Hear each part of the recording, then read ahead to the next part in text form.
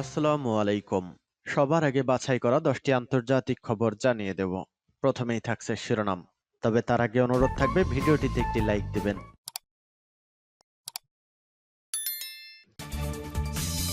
আমাদের শুরুতেই জানিয়ে দিব সংবাদ শিরোনাম।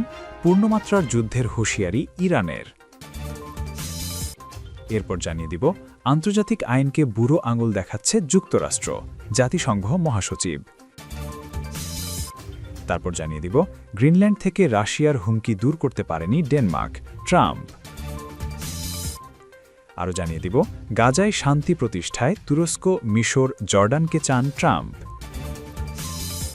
এবং জানিয়ে দিব সর্বশেষ শিরোনাম, ইসরায়েল যুক্তরাষ্ট্র যুদ্ধ শুরু করলে ইরানের পাশে দাঁড়াবে কি চীন। পূর্ণমাত্রার যুদ্ধের হুঁশিয়ারি ইরানের। মার্কিন প্রেসিডেন্ট ডোনাল্ড ট্রাম্পের সব ধরনের হুমকি উপেক্ষা করে যুক্তরাষ্ট্রকে কঠোর সতর্কবার্তা দিয়েছে ইরান। দেশটির প্রেসিডেন্ট মাসুদ পেজেশকিয়ান স্পষ্ট ভাষায় জানিয়েছেন, ইরানের সর্বোচ্চ নেতা আয়াতুল্লাহ আলী খামেনিকে লক্ষ্য করে যে কোনো ধরনের হামলা হলে তা পূর্ণমাত্রার যুদ্ধ ঘোষণা হিসেবে গণ্য করা হবে। রোববার 18 জানুয়ারি সামাজিক যোগাযোগ মাধ্যম এক্স সাবেক টুইটারে দেওয়া এক পোস্টে এ হুঁশিয়ারি দেন ইরানের প্রেসিডেন্ট। তিনি বলেন, ইরানের সর্বোচ্চ নেতার ওপর হামলা মানেই সরাসরি ইরানের সার্বভৌমত্বে আঘাত, যার জবাব হবে কঠোর ও প্রতিশোধমূলক। মাসুদ পেজেশকিয়ান আরও বলেন, যুক্তরাষ্ট্র যদি ইরানে কোনো ধরনের সামরিক হামলা চালায় তাহলে তার পরিণতি ভয়াবহ হবে। তিনি যুক্তরাষ্ট্রকে উদ্দেশ্য করে বলেন, এমন পদক্ষেপ পুরো অঞ্চলকে অস্থিতিশীল করে তুলবে। এ সময় ইরানিদের বর্তমান আর্থিক দুর্দশা ও জীবনযাত্রার সংকটের জন্য যুক্তরাষ্ট্র ও তাদের মিত্রদের দায়ী করেন তিনি। তার ভাষায়, ইরানের জনগণ যে অর্থনৈতিক কষ্টের মধ্য দিয়ে যাচ্ছে তার মূল কারণ হল মার্কিন সরকার ও তাদের মিত্রদের দীর্ঘদিনের শত্রুতা এবং অমানবিক নিষেধাজ্ঞা। উল্লেখ্য, এর আগের দিন শনিবার মার্কিন প্রেসিডেন্ট ডোনাল্ড ট্রাম্প ইরানের সর্বোচ্চ নেতা আয়াতুল্লাহ আলী খামেনির ৩৭ বছরের শাসনের অবসান ঘটানোর আহ্বান জানান। তিনি বলেন, ইরানে নতুন নেতৃত্ব খোঁজার সময় এসেছে। রাজনৈতিক সংবাদ মাধ্যম পলিটিকোকে দেওয়া এক সাক্ষাৎকারে ট্রাম্পকে খামেনির একাধিক এক্স পোস্ট পড়ে শোনানো হয়, যেখানে ইরানে বিক্ষোভকারীদের মৃত্যুর জন্য ট্রাম্পকে দায়ী করা হয়েছিল। এর জবাবে ট্রাম্প পুনরায় বলেন, ইরানে নেতৃত্ব পরিবর্তনের প্রয়োজন রয়েছে। আন্তর্জাতিক আইনকে বুড়ো আঙুল দেখাচ্ছে যুক্তরাষ্ট্র, জাতিসংঘ মহাসচিব। আন্তর্জাতিক আইন ও বহুপাক্ষিক ব্যবস্থাকে উপেক্ষা করে যুক্তরাষ্ট্র ক্রমেই ক্ষমতার রাজনীতির পথে হাঁটছে বলে মন্তব্য করেছেন জাতিসংঘের মহাসচিব অ্যান্টোনিও গুতেরেস। তিনি বলেন, ওয়াশিংটনের নীতি নির্ধারণে এখন এমন একটি মানসিকতা কাজ করছে যেখানে আন্তর্জাতিক আইন নয়, বরং মার্কিন ক্ষমতা ও প্রভাবকেই সর্বোচ্চ গুরুত্ব দেওয়া হচ্ছে। সোমবার ১৯ জানুয়ারি বিবিসিকে দেওয়া এক সাক্ষাৎকারে তিনি এই মন্তব্য করেন। জাতিসংঘ মহাসচিব বলেন, যুক্তরাষ্ট্রের মধ্যে একটি স্পষ্ট বিশ্বাস তৈরি হয়েছে যে বহুপাক্ষিক সমাধান এখন আর কার্যকর নয়। মার্কিন ক্ষমতা ও প্রভাব প্রয়োগই এখন তাদের কাছে সবচেয়ে গুরুত্বপূর্ণ বিষয়, এবং কখনো কখনো সেই প্রয়োগ আন্তর্জাতিক আইনের মানদণ্ডকে পাশ কাটিয়েই করা হচ্ছে। সম্প্রতি ভেনেজুয়েলায় সামরিক অভিযান চালিয়ে দেশটির প্রেসিডেন্ট নিকোলাস মাদুরোকে আটক এবং মার্কিন প্রেসিডেন্ট ডোনাল্ড ট্রাম্পের গ্রিনল্যান্ড দখলের হুমকির প্রেক্ষাপটে ইউরোপ জুড়ে অস্থিরতা বাড়ছে। এমন পরিস্থিতিতেই গুতেরেস এই মন্তব্য করলেন। সাক্ষাৎকারে তিনি বলেন, জাতিসংঘ প্রতিষ্ঠার সময় যে নীতিগুলো নির্ধারণ করা হয়েছিল সেগুলো এখন হুমকির মুখে। বিশেষ করে সদস্য রাষ্ট্রগুলোর সমতার নীতিটি ক্ষতিগ্রস্ত হচ্ছে। ডোনাল্ড ট্রাম্প অতীতেও জাতিসংঘের ভূমিকা নিয়ে তীব্র সমালোচনা করেছেন। গত বছরের সেপ্টেম্বরে জাতিসংঘ সাধারণ পরিষদে দেওয়া ভাষণে তিনি সংস্থাটির কার্যকারিতা নিয়েই প্রশ্ন তুলেছিলেন। সে সময় ট্রাম্প দাবি করেন, তিনি একাই ৭টি দীর্ঘস্থায়ী যুদ্ধের অবসান ঘটিয়েছেন যেখানে জাতিসংঘ কোনো ভূমিকা রাখতে পারেনি। ট্রাম্পের এমন সমালোচনার প্রেক্ষিতে গুতেরেস স্বীকার করেন, আন্তর্জাতিক আইন মানতে সদস্য রাষ্ট্রগুলোকে বাধ্য করাতে জাতিসংঘ কার্যত দুর্বল। তিনি বলেন, সংস্থাটির কোনো বল প্রয়োগের ক্ষমতা নেই এবং সেই ক্ষমতা মূলত বড় শক্তিগুলোর হাতেই কেন্দ্রীভূত। তবে প্রশ্ন হল, সেই ক্ষমতা কি টেকসই ও ন্যায়সঙ্গত সমাধানের জন্য ব্যবহৃত হচ্ছে, নাকি কেবল স্বল্পমেয়াদী স্বার্থরক্ষায় সীমাবদ্ধ থাকছে? জাতিসংঘ নিরাপত্তা পরিষদের কাঠামো নিয়েও ক্ষোভ প্রকাশ করেন গুতেরেস। তিনি বলেন, বর্তমান নিরাপত্তা পরিষদ আর বিশ্ব বাস্তবতাকে প্রতিনিধিত্ব করে না এবং ভেটো ক্ষমতা প্রায়ই সদস্য রাষ্ট্রগুলোর নিজস্ব স্বার্থ রক্ষার হাতিয়ারে পরিণত হচ্ছে। রাশিয়া ও যুক্তরাষ্ট্রের ভেটোর কারণে ইউক্রেন ও গাজা যুদ্ধ বন্ধে আন্তর্জাতিক উদ্যোগ ব্যাহত হয়েছে বলেও তিনি মন্তব্য করেন। গ্রিনল্যান্ড থেকে রাশিয়ার হুমকি দূর করতে পারেনি ডেনমার্ক, ট্রাম্প। গ্রিনল্যান্ড দখল নিয়ে মার্কিন প্রেসিডেন্ট ডোনাল্ড ট্রাম্প বলেছেন, গ্রিনল্যান্ড থেকে রাশিয়ান হুমকি দূর করতে কিছুই করতে পারেনি ডেনমার্ক, এখন তাই সময় এসেছে এটি করার। খবর রয়টার্সের। রবিবার ট্রাম্প তার মালিকানাধীন সোশ্যাল মিডিয়া ওয়েবসাইট ট্রুথ সোশ্যালে একটি পোস্টে এমন মন্তব্য করেন।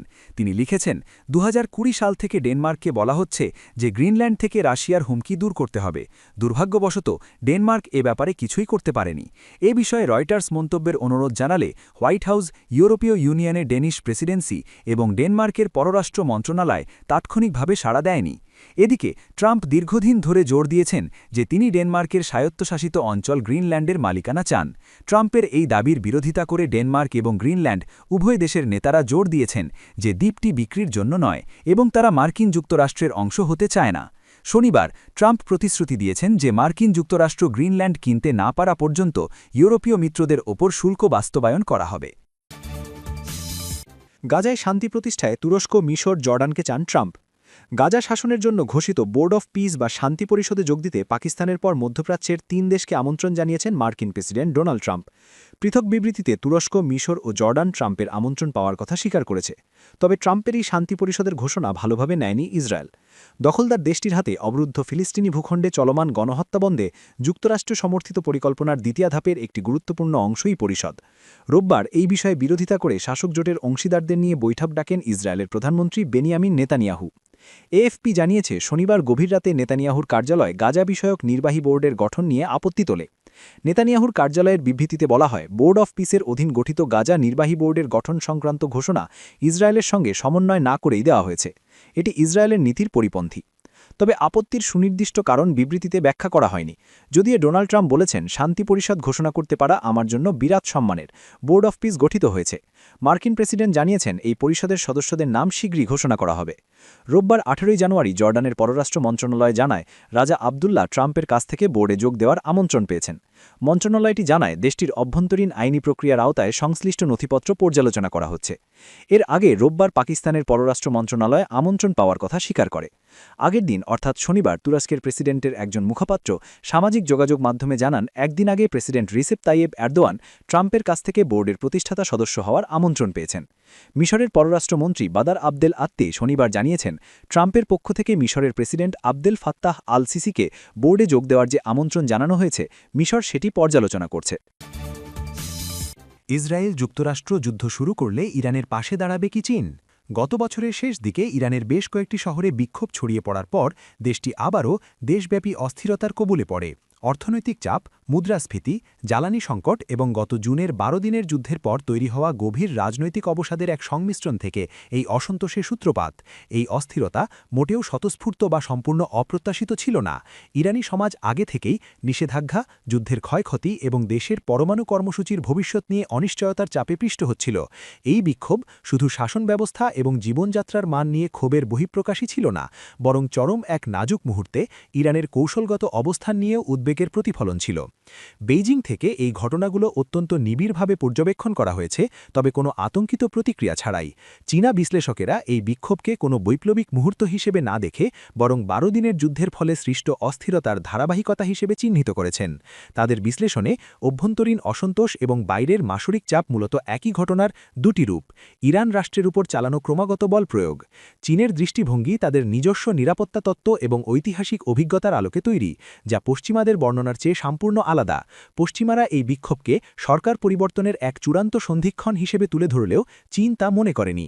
চীনের নিরাপত্তা সংশ্লিষ্ট মহল মনে করছে, এই বিক্ষোভ ভৌগোলিক দিক থেকে ব্যাপক হলেও সংখ্যাতাত্ত্বিকভাবে ছিল সীমিত। তাদের পর্যবেক্ষণ অনুযায়ী অনেকগুলো নগরকেন্দ্রে বিক্ষোভ হলেও কয়েকটি নির্দিষ্ট মুহূর্ত বাদে কোনো একটি স্থানেই বিক্ষোভকারীদের সংখ্যা 50,000 ছাড়ায়নি। তাদের সিদ্ধান্ত ছিল সোজাসাপটা: বিক্ষোভকারীরা সোচ্চার, দৃশ্যমান এবং বিপর্যয় সৃষ্টিকারী ছিল ঠিকই, কিন্তু তারা জনতাত্ত্বিক বা সাংগঠনিকভাবে রাষ্ট্রকে বিপর্যস্ত করার মতো অবস্থায় ছিল না। বেইজিংয়ের হিসাবে প্রতীকের চেয়ে সংখ্যার গুরুত্ব বেশি, আর এই সংখ্যাটি বর্তমান ব্যবস্থার পতনের ইঙ্গিত দেওয়ার জন্য পর্যাপ্ত ছিল না।